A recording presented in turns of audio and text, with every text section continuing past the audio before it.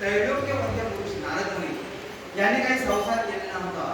भगवंताची प्राप्ती करण्यासाठी स्वर्ग मुक्ती पाताळ या तिन्ही स्तरावर त्यांचे स्थलांतर होतं आणि कृता त्रेता द्वापार आणि कली अशा चारही युगामध्ये ज्यांचं साम्राज्य होतं असे त्रैलोक्यवंत पुरुष नारद मुनी म्हणजे ब्रह्मदेवांचे मानसपुत्र. आणि अशा त्रैलोक्यवंत